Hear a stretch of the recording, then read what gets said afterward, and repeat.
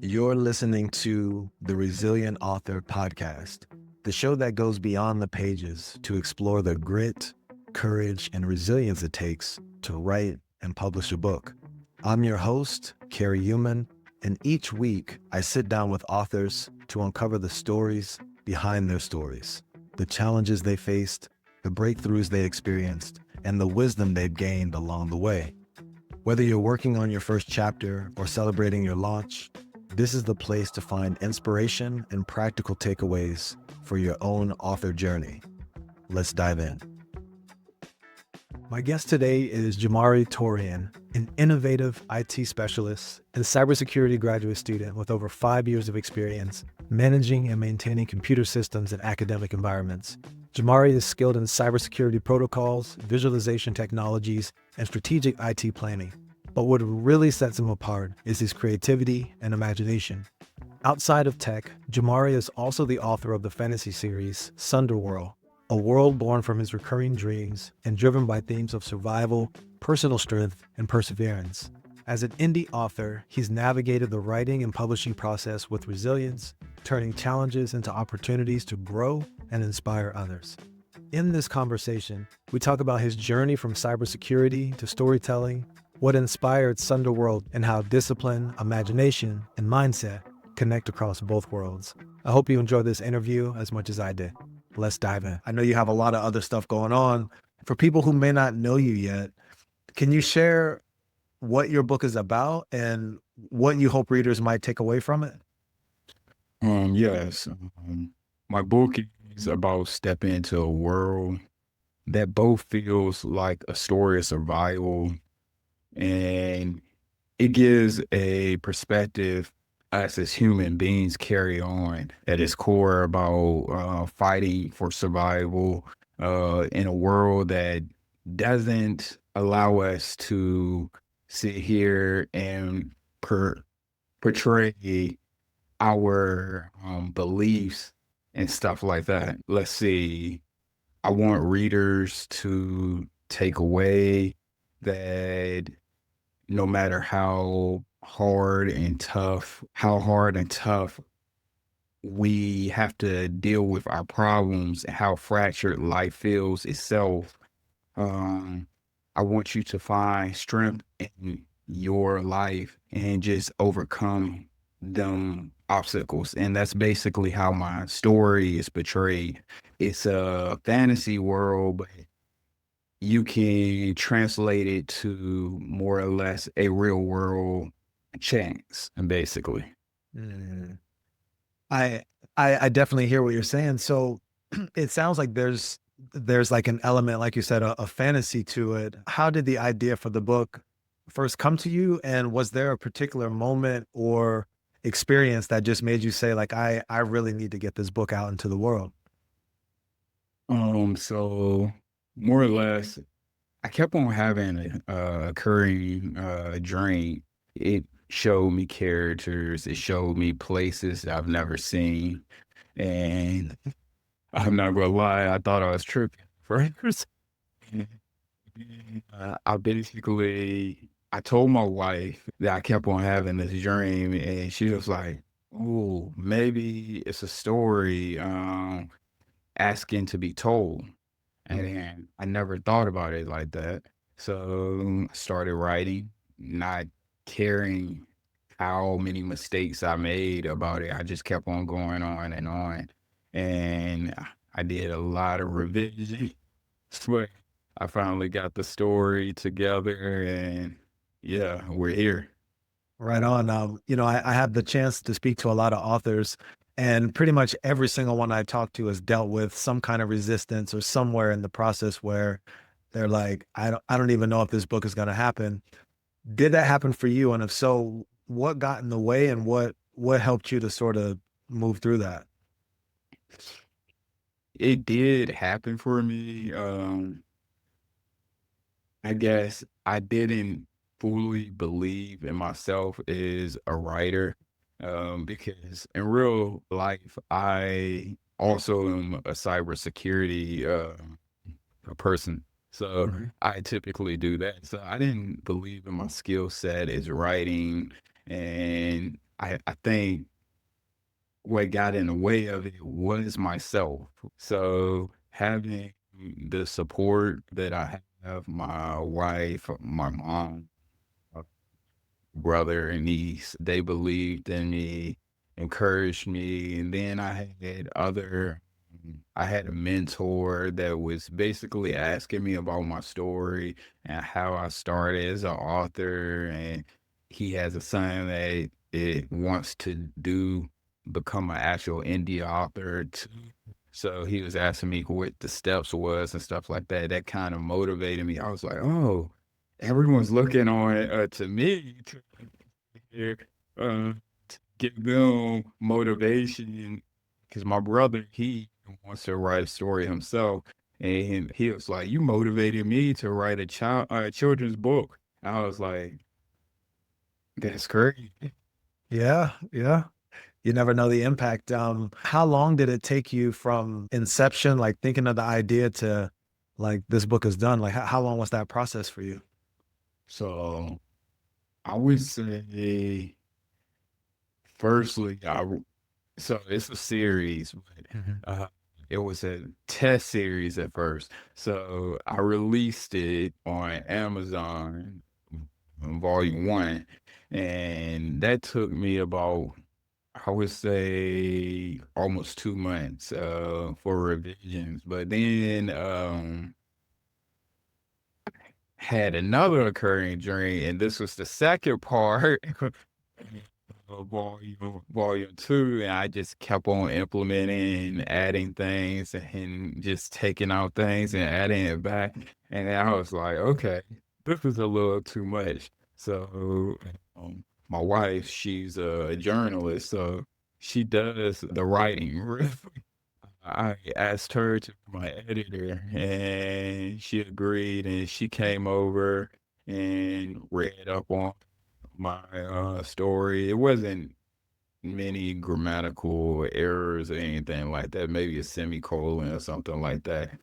So she fixed that, and then I started talking to a lot of publishers.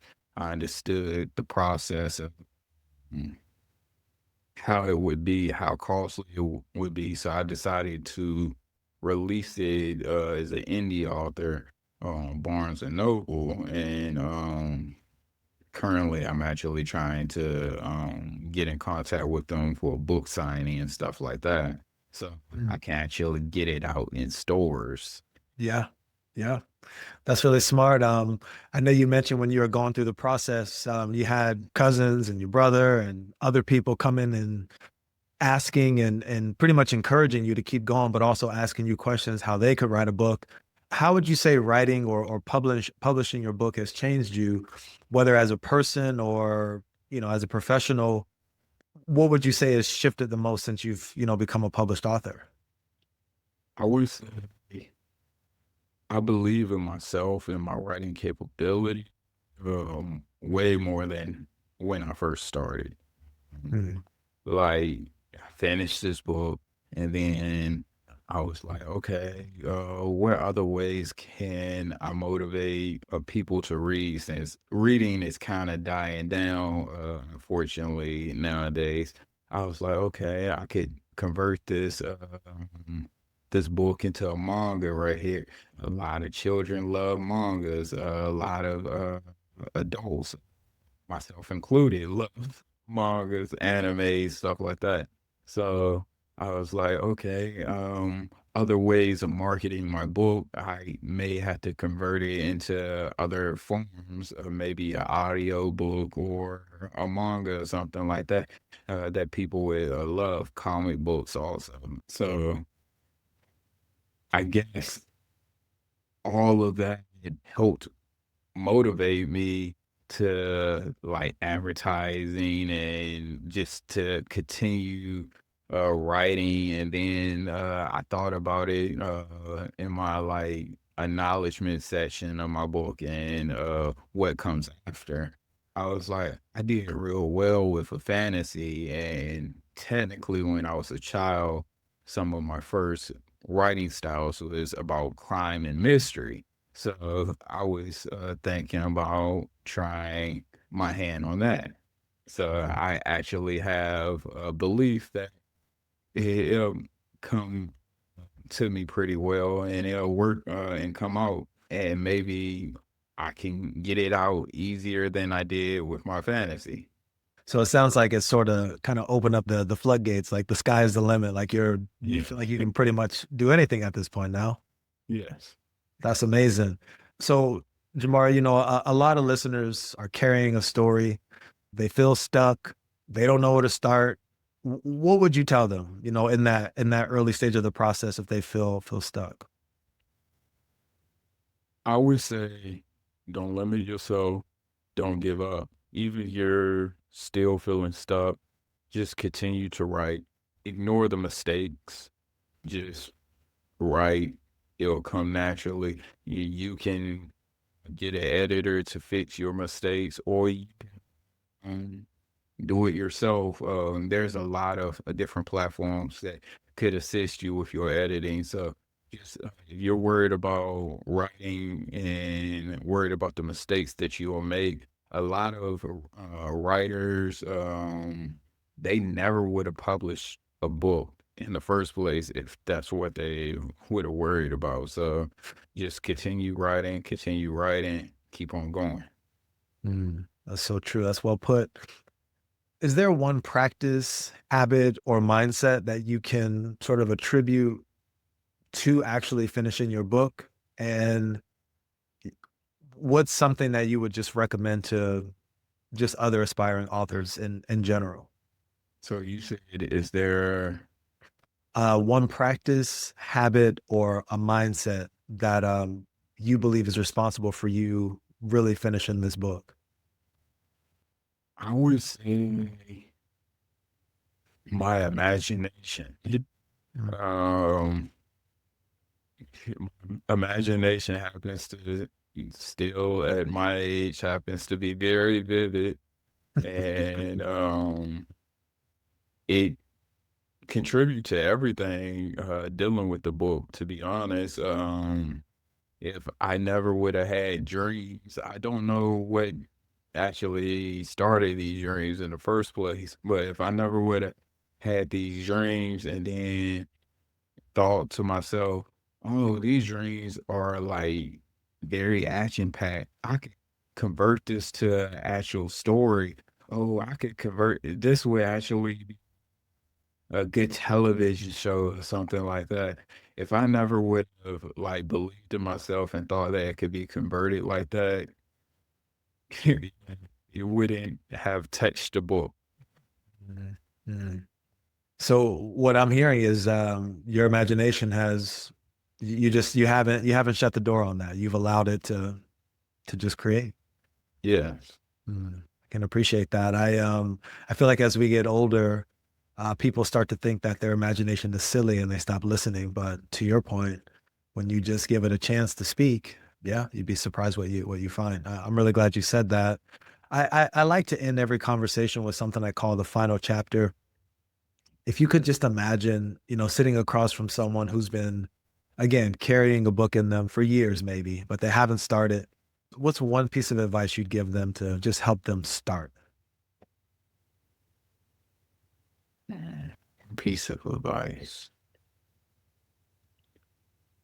I would say that piece of advice would be don't give up. Mm, I wish I probably would have had numerous books by now if uh, if I would have got told in words, don't give up. But mm, when I was younger, my mistakes was grammatical errors. I very much hated making mistakes. And mm, because I hated making such mistakes, I gave up. I mm, stopped writing. I stopped drawing, all of that.